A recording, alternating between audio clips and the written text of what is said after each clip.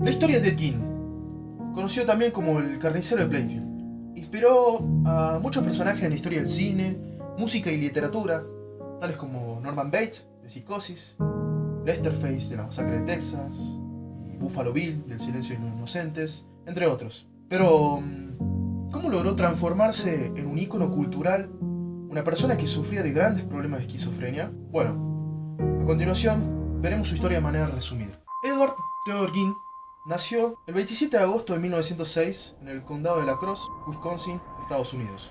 Fue hijo de George Gein, una persona muy poco afectiva con su familia y con problemas de alcoholismo, y de Augusta Lerck, su madre.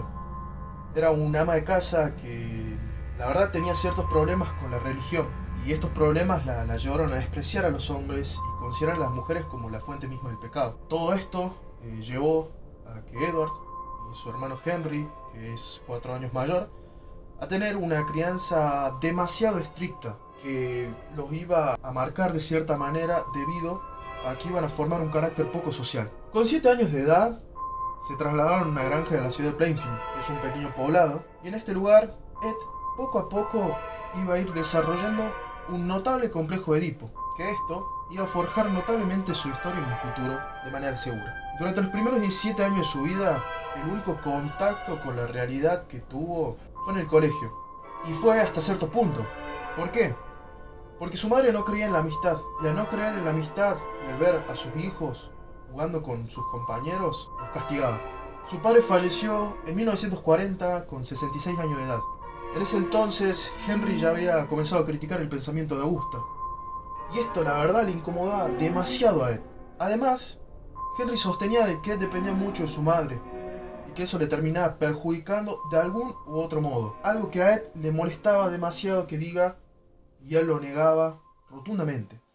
4 años después de la muerte de su padre, Ed produjo quizás su primer crimen. Algo que nunca fue confirmado, pero según las pistas puede llegar a ser muy evidente. El 16 de mayo de 1944 se produce un confuso incendio en los campos de la familia, y todo esto lleva a la muerte de su hermano Henry. Según las declaraciones de Ed, ambos tuvieron que combatir el incendio, pero el fuego se descontroló y perdió de vista a su hermano. Cuando llamó a la policía, él decía no saber dónde estaba Henry, pero los termina guiando donde estaba el cuerpo de manera directa. Henry fue hallado boca abajo y tenía signos de haber sido golpeado.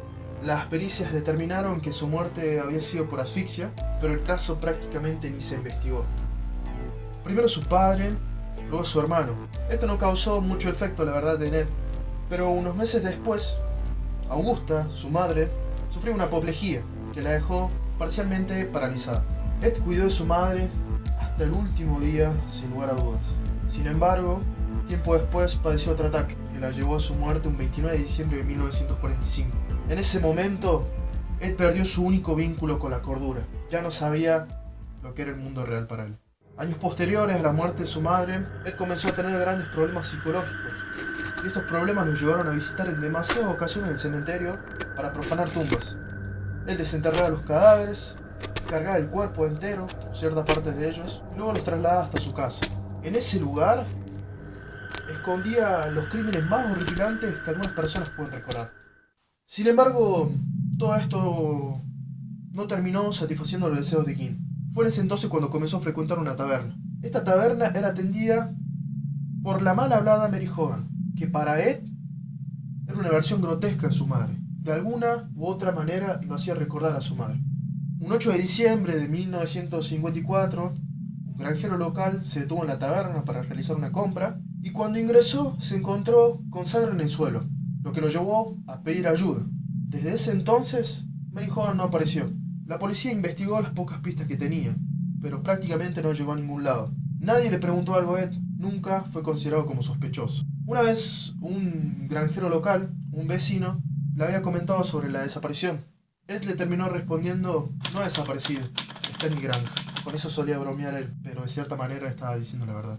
Pasaron los años y la desaparición de Mary parecía haber quedado sin resolver, hasta la noche del 16 de noviembre de 1957. A finales de ese año, el pueblo de Plainfield se iba a enfrentar a otro crimen.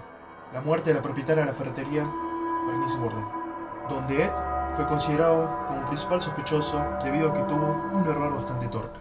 El 16 de noviembre de 1957 es la fecha en la cual se realizaba la temporada del ciervo, donde todos los hombres iban al bosque y volvían a atardecer con sus supuestos trofeos. ¿Por qué supuestos trofeos?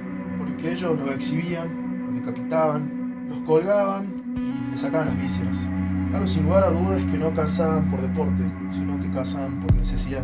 Esa mañana la ferretería de Bernice Worden estaba cerrada, y esto causó muchísima intriga en los vecinos, que no tardaron en comenzar a rumorear. Cuando su hijo regresó de cazar, vio un lugar muy desordenado y había sangre en el suelo. Cuando la policía interrogó al hijo de Worden, él había mencionado que el día anterior un cliente muy habitual había preguntado el precio de un anticongelante. Este era Jim, que vivía en una granja a afueras del pueblo. Esa noche, 3 horas después de la denuncia por desaparición, el sheriff del pueblo se dirigió a la casa de Ed con su ayudante. La granja no tenía luz, por lo que los agentes entraron con linternas. Decidieron ingresar primero a un galpón que se encontraba junto a la casa, y en su interior descubrieron la terrible escena. El cuerpo de Bernice Worden, colgado de pierna, decapitado. Y no solo eso, sino que Ed la había destripado.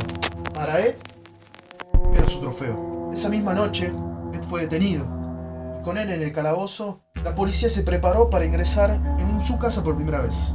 Allí encontraron diversas cosas: cráneos humanos, paños hechos con labios de mujer, pezones que estaban insertados en una cuerda, las sillas estaban tapizadas con piel humana, la piel humana también servía para las máscaras, y no solo eso, sino también para tapizar las paredes. Cada descubrimiento parecía que era mayor al anterior, pero lo que llamó la atención fue una bolsa, que en su interior tenía la cabeza de Mary Hogan, que había desaparecido 3 años atrás. Cada vez que los agentes investigaban la casa, en cada rincón encontraban algo diferente, algo que le ponía los pelos de punta, hasta que llegaron a una puerta que estaba sellada. Cuando la abrieron, encontraron una habitación intacta, que podría haber llegado a tener humedad, un poco de tierra, pero la habitación era como un santuario para él. Esa habitación era la habitación de su madre. En su confesión, además de los crímenes de Mary Hogan y de Bernice Worden, Ed confesó que desde la muerte de su madre hizo unas 40 visitas al cementerio. Él solía leer los obituarios para saber dónde y cuándo iban a enterrar a las mujeres, y esa misma noche profanaba las tumbas. Él siempre negó haber mantenido relaciones sexuales con los cadáveres o haber practicado el canibalismo, pero es algo que nunca sabremos. A él lo evaluaron durante un mes, y en 1958 se le termina diagnosticando que sufría esquizofrenia, que estaba propenso a sufrir alucinaciones. El juez lo declaró incapaz de ser sometido a un juicio y lo envió al hospital psiquiátrico. 10 años después volvió a ser sometido a un juicio, donde fue declarado culpable de los asesinatos, pero fue alojado de nuevo en el hospital psiquiátrico, donde pasaría el resto de su vida. Murió de un paro cardiorrespiratorio con 77 años de edad, y lo enterraron junto a su madre en el cementerio de Plainfield. Y esa fue la historia de Jim, una persona que sufría de grandes problemas de esquizofrenia, y no solo eso, sino de un notable complejo de Edipo. Siempre adoró a su madre, y de alguna u otra manera siempre la buscó tener a su lado. Como dije, fue una fuente de inspiración para muchos autores, para crear diversos tipos de películas, series, entre otras cosas, que seguro detallaré en otro video. Espero te haya gustado. De ser así, no te olvides de dar un me gusta y suscribirte, que seguro sigo subiendo un contenido similar. Espero tengan un buen día, unas buenas tardes y unas buenas noches.